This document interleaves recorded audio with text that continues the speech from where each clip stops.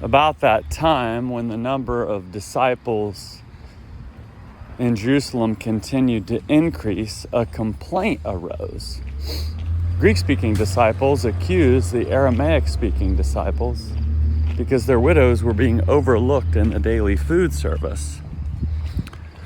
12 called a meeting of all these disciples and said, "It isn't right for us to set aside proclamation of the word in order to serve tables.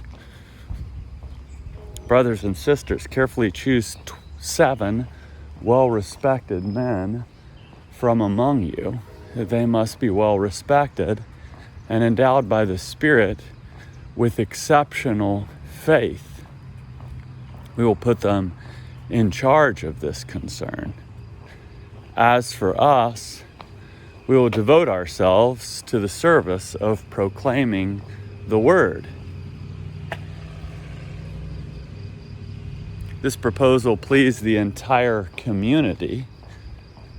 After they selected Stephen, a man endowed by the Spirit with exceptional faith, Philip, Prochorus, Nicanor, Timon, Parmenas, and Nicholas from Antioch, a convert to Judaism. They presented these 7 to the apostles, who prayed and laid their hands on them.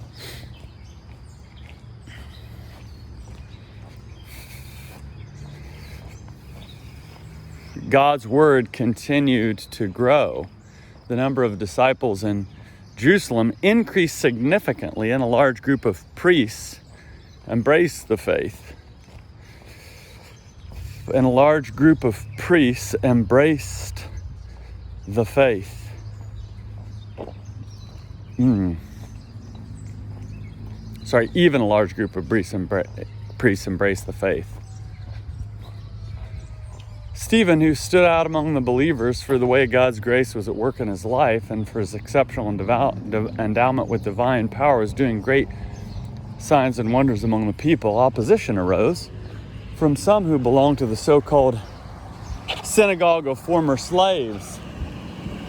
Members from Cyrene, Alexandria, Cilicia, and Asia entered into debate with Stephen. However, they couldn't resist the wisdom the Spirit gave him as he spoke.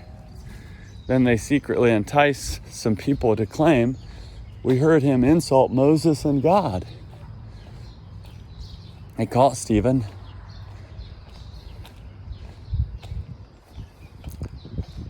dragged him away, and brought him before the Jerusalem council. Before the council, they presented false witnesses who testified, "This man never stopped speaking against this holy place and the law." Those seated in the council stared at Stephen. In fact, we heard him say that this man, Jesus of Nazareth, will destroy this place and alter the customary practices Moses gave us. Those seated in the council stared at Stephen, and they saw that his face was radiant, just like an angel's.